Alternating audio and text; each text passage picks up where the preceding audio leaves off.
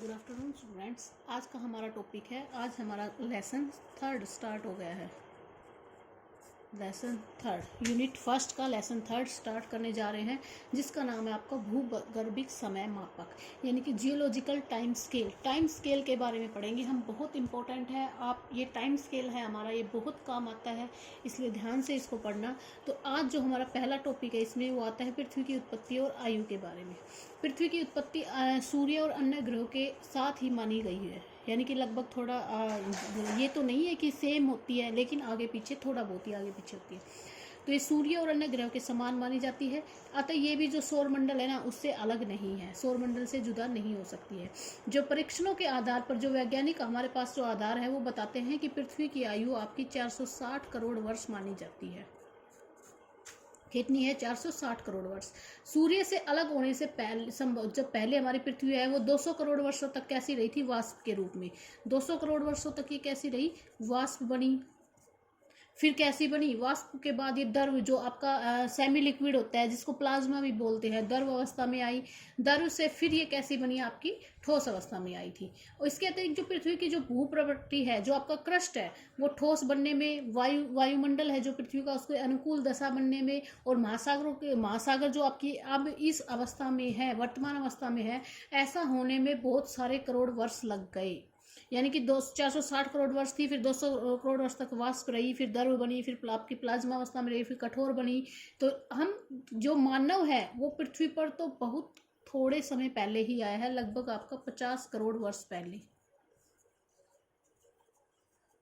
मानव कब आया है? 50 करोड़ वर्ष पहले ही पृथ्वी पर आया है। और अतः जो पृथ्वी की जो इतनी लंबी ऐतिहासिक जो यात्रा है ना, वो उसके बारे में हमें बहुत कम ज्ञात है, हमें उसका बहुत कम अंश प्राप्त होता है।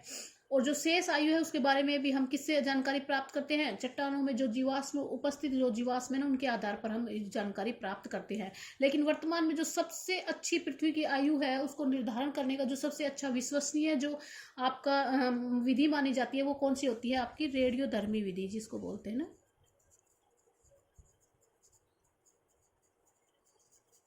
तत्व जो रेडियोधर्मी चट्टानों के अंदर जो रेडियोधर्मी तत्व पाए जाते हैं, उनके आधार पर हम चट्टानों की आयु और पृथ्वी की आयु के बारे में हम बता सकते हैं। लेकिन जब ये विधि है, पृथ्वी की जो आरंभिक काल होते हैं ना, इस विधि के बाद भी पृथ्वी के जो आरंभिक काल है, जब पृथ्वी वाष्प के रूप में थी, द्रव के रूप में थी, जब कोई चट्टान बनी ही नहीं थी, उसके बारे में हमें आज भी कोई जानकारी प्राप्त नहीं होती है। पृथ्वी के जो जन्म के आरंभिक के जो 200-250 आपके जो करोड़ वर्ष थे, उसके बारे में हम आज भी जो हमारा इतिहास है वो क्या है? दफन है। अब देखो, जो नेक्स्ट हमारा जो टॉपिक है उसमें आता है जो भूगर्भिक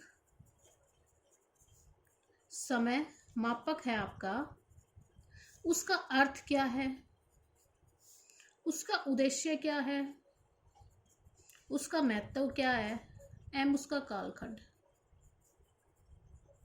ये हमारा टॉपिक चलेगा।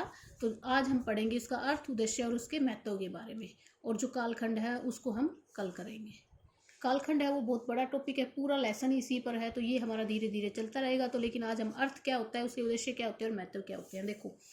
तो जो हमारा अर्थ होता है उसको क्या होता है कि जो आपका भूगर्भिक जो समय मापक है, वो उसका अर्थ होता है, या वो एक ऐसे कालक्रम से होता है जो पृथ्वी के संपूर्ण जीवन के बारे में घटित होती है। यानी पृथ्वी के जब से जन्म हुआ और अब तक वर्तमान तक पृथ्वी पर क्या क्या घटित हुई है, क्या क्या घटनाएं हुई है, उसका एक सीरियल्स होता है, उसका एक मतलब आप बोलते हैं ना, सीक्वेंस होता है, एक ब्यौरा होता है, जिसको हम एक फाइल में देखते हैं ना कि हाँ भाई, शुरू से लेके अब तक की रिपोर्ट हमें दो, बोलते हैं ऐसा कुछ बोलते हैं।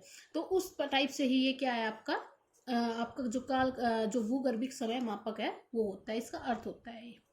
अब इसके उद्देश्य क्या है? पृथ्वी के इतिहास का जो उद्देश्य है वो ये जानना होता है कि हमारे जो विभिन्न कालखंड आए, जो अलग अलग जो कालखंड आए हैं पृथ्वी पर, उसमें हमारा जीवन कैसा था, हमारा नहीं, या हमसे पहले जो लोग थे, हमसे पहले जो जानवर होते थे, जो एनिमल्स थे, जो पेड़ पौधे थे, वो कैसे थे, उन सब के बारे में जानना ही इनका उद्देश्य होता है। अब महत्व क्या होता है इसका?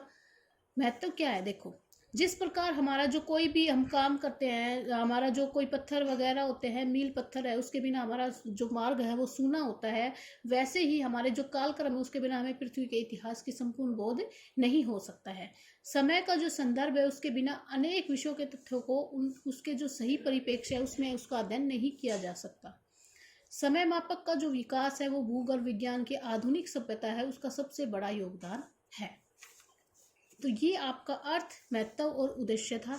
थोड़ा सा कालखंड के बारे में भी पढ़ लेते हैं। बाकी जो उनको इसको बांटा गया है उसको हम कल देखेंगे। तो जो कालखंड है, पृथ्वी के इतिहास को विभिन्न कालखंडों में बांटने का कार्य हम किसके आधार पर करते हैं? चट्टानों की प्रकृति के आधार पर, उसकी स्थिति, उसमें उपस्थित जो जीवाश्म पदार्थ है उस पर निर्भर करता है।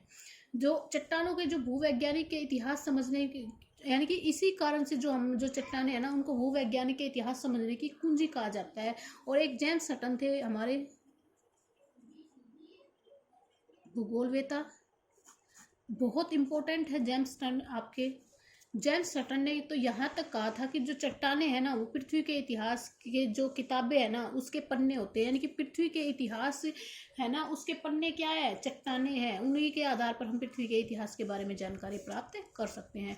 और पृथ्वी की जब हम आयु है किस आधार पर निर्धारित करते हैं कि पृथ्वी के ठंडा होने की गति क्या थी, चट्टानों में उपस्थित जीवाश्म पदार्थ क्या थे, चंद्रमा की जो ज्वारीय शक्ति है उसके आधार पर, सागर में जो लवणता है उसके आधार पर, जो रेडियो धर्मी तत्व है उसके विघटन के आधार पर। तो ये इस प्रकार के अलग अलग जो फैक्ट हैं जिनके आधार पर हम पृथ्वी की आयु को निर्धारित करते हैं। तो जो एक कालखंड है इसको हम कल पढ़ेंगे कि किन क्या क्या किन किन आधारों पर इनको बांटा गया है।